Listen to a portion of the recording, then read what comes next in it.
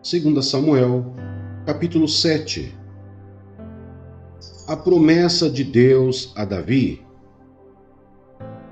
O rei Davi já morava em seu palácio e o Senhor lhe dera descanso de todos os seus inimigos ao redor. Certo dia, ele disse ao profeta Natã: Aqui estou eu, morando num palácio de cedro, enquanto a arca de Deus permanece numa simples tenda. Natã respondeu ao rei: Faz o que tiveres em mente, pois o Senhor está contigo.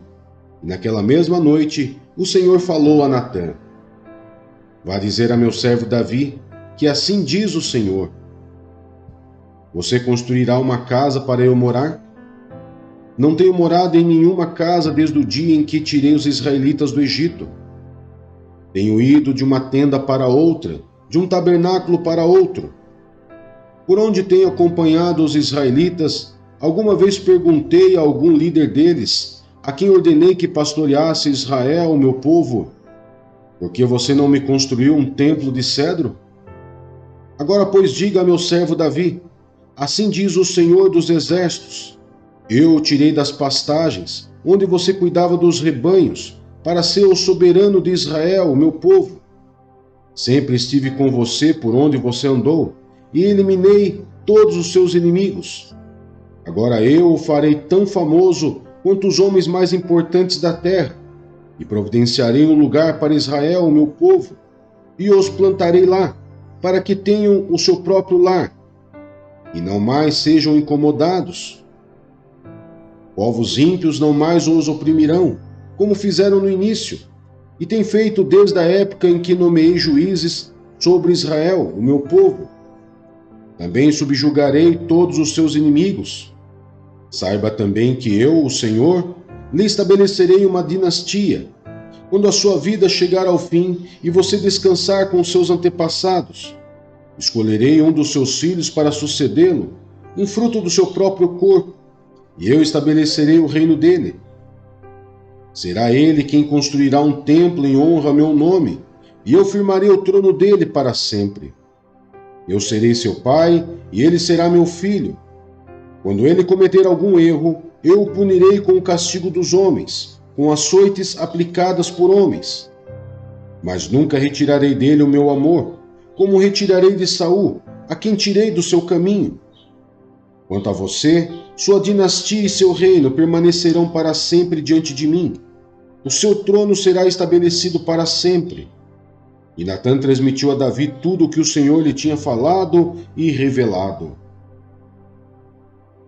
A oração de Davi. Então o rei Davi entrou no tabernáculo, assentou-se diante do Senhor e orou: Quem sou eu, ó soberano Senhor? E o que é a minha família, para que me trouxesses a este ponto? E como se isso não bastasse para ti, ó soberano Senhor, também falaste sobre o futuro da família desse teu servo. É assim que procedes com os homens, ó soberano Senhor. Que mais Davi poderá dizer-te? Tu conheces o teu servo, ó soberano Senhor.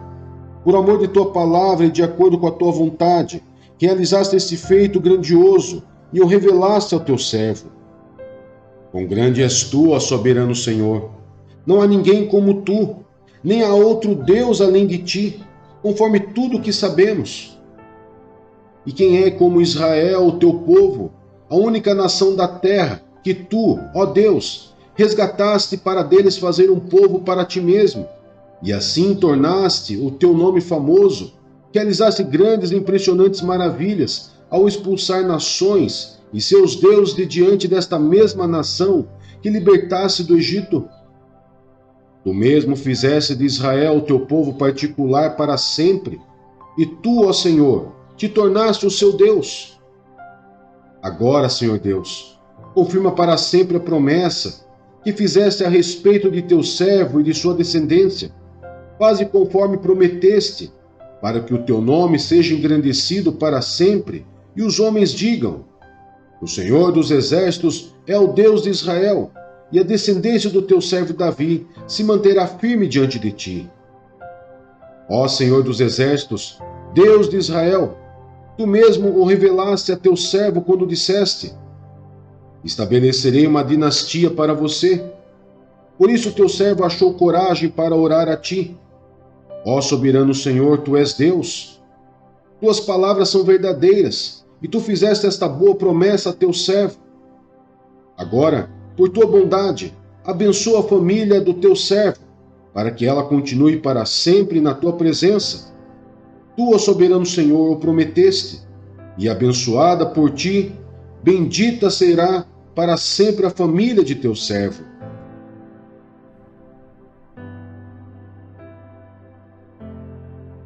Atos, capítulo 5. Ananias e Safira. Um homem chamado Ananias, com Safira, sua mulher, também vendeu uma propriedade. Ele reteve parte do dinheiro para si, sabendo disso também sua mulher, e o restante levou e colocou aos pés dos apóstolos. Então perguntou Pedro: Ananias, como você permitiu que Satanás enchesse o seu coração, ao ponto de você mentir ao Espírito Santo e guardar para si uma parte do dinheiro que recebeu pela propriedade? Ela não lhe pertencia? E depois de vendida, o dinheiro não estava em seu poder? O que o levou a pensar em fazer tal coisa? Você não mentiu aos homens, mas sim a Deus. Ouvindo isso, Ananias caiu morto. Grande temor apoderou-se de todos os que ouviram o que tinha acontecido. Então os moços vieram, envolveram seu corpo, levaram-no para fora e o sepultaram. Cerca de 3 horas mais tarde, entrou sua mulher, sem saber o que havia acontecido. Pedro lhe perguntou: Diga-me, foi esse o preço que vocês conseguiram pela propriedade? Respondeu ela: Sim, foi esse mesmo. Pedro lhe disse: Por que vocês entraram em acordo para tentar o Espírito do Senhor? Veja, estão à porta os pés dos que sepultaram seu marido, e eles o levarão também. Naquele mesmo instante, ela caiu morta aos pés dele. Então os moços entraram e, encontrando-a morta, levaram-na e a sepultaram ao lado de seu marido. E grande temor apoderou-se de toda a igreja e de todos os que ouviram falar desses acontecimentos. Os apóstolos curam muitos doentes. Os apóstolos realizavam muitos sinais e maravilhas entre o povo. Todos os que creram costumavam reunir-se no pórtico de Salomão. Dos demais, ninguém ousava juntar-se a eles, embora o povo os tivesse em alto conceito. Em número cada vez maior, homens e mulheres criam no Senhor.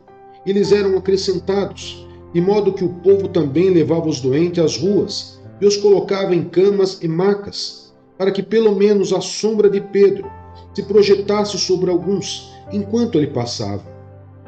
Afluíam também multidões das cidades próximas a Jerusalém, trazendo os seus doentes e os que eram atormentados por espíritos imundos, e todos eram curados. Os apóstolos são perseguidos.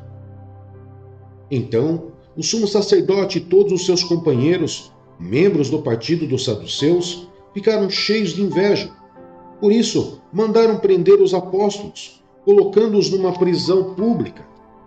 Mas durante a noite, um anjo do Senhor abriu as portas do cárcere, levou-os para fora e disse: Dirijam-se ao templo e relatem ao povo toda a mensagem desta vida.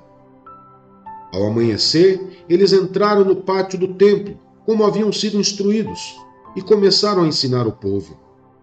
Quando chegaram o sumo sacerdote e os seus companheiros, convocaram o sinédrio, toda a assembleia dos líderes religiosos de Israel, e mandaram buscar os apóstolos na prisão. Todavia, ao chegarem à prisão, os guardas não os encontraram ali.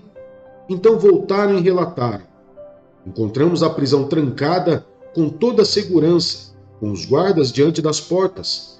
Mas quando as abrimos, não havia ninguém. Diante desse fato, o capitão da guarda do templo e os chefes dos sacerdotes ficaram perplexos, imaginando o que teria acontecido.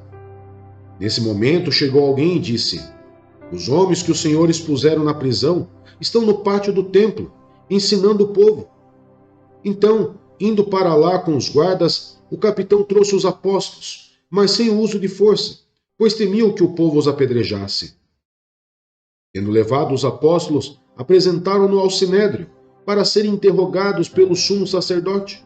Ele lhes disse: Temos ordens expressas a vocês, para que não ensinaste neste nome. Todavia, vocês encheram Jerusalém com sua doutrina e nos querem tornar culpados do sangue desse homem. Pedro e os outros apóstolos responderam: É preciso obedecer antes a Deus do que aos homens. O Deus dos nossos antepassados ressuscitou Jesus, a quem os senhores mataram, suspendendo-o no madeiro. Deus o exaltou, colocando-o à sua direita, como príncipe e salvador, para dar a Israel arrependimento e perdão de pecados. Nós somos testemunha destas coisas, bem como o Espírito Santo que Deus concedeu aos que lhe obedecem. Ouvindo isso, eles ficaram furiosos e queriam matá-los. Mas um fariseu chamado Gamaliel, mestre da lei, respeitado por todo o povo, levantou-se no sinédrio e pediu que os homens fossem retirados por um momento. Então lhes disse: Israelitas, considerem cuidadosamente o que pretendem fazer a esses homens. Há algum tempo apareceu Teudas, reivindicando ser alguém, e cerca de 400 homens se juntaram a ele. Ele foi morto. Todos seus seguidores se dispersaram e acabaram em nada.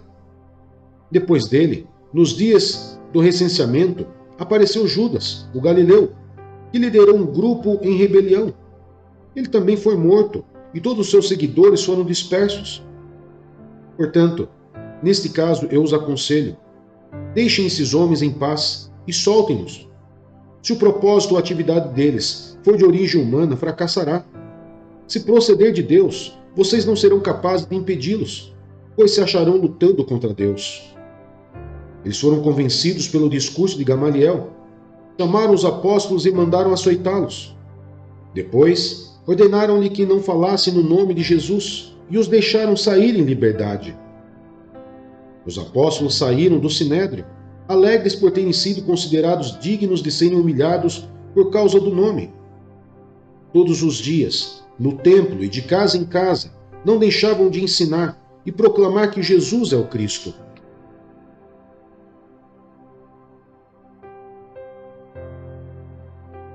Segunda Coríntios, capítulo 6.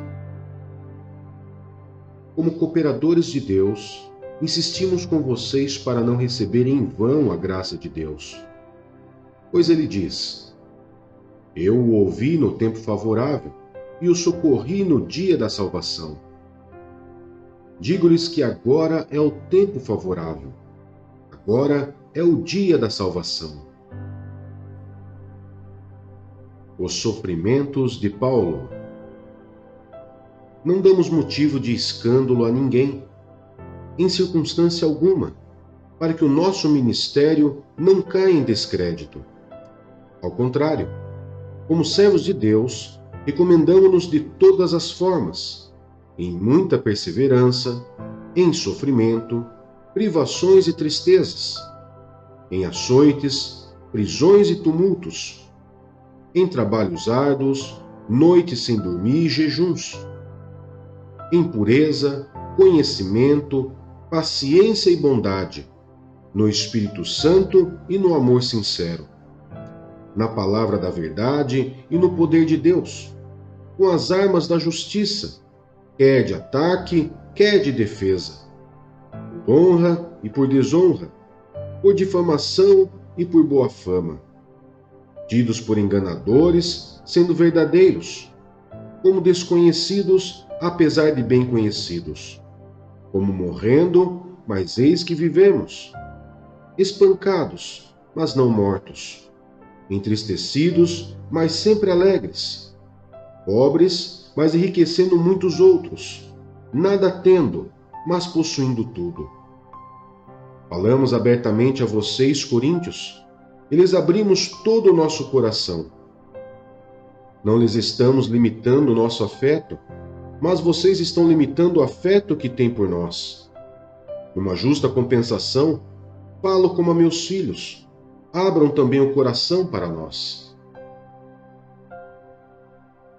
O problema da associação com os descrentes. Não se ponham em julgo desigual com descrentes, pois o que tem em comum a justiça e a maldade? Ou que comunhão pode ter a luz com as trevas? Que harmonia entre Cristo e Belial? Que há de comum entre o crente e o descrente? Que acordo há entre o templo de Deus e os ídolos? Pois somos santuário do Deus vivo, como disse Deus. Habitarei com eles, e entre eles andarei. Serei o seu Deus, e eles serão o meu povo. Portanto, saiam do meio deles e separem-se, diz o Senhor. Não toquem em coisas impuras, e eu os receberei, e lhes serei pai, e vocês serão meus filhos e minhas filhas, diz o Senhor Todo-Poderoso.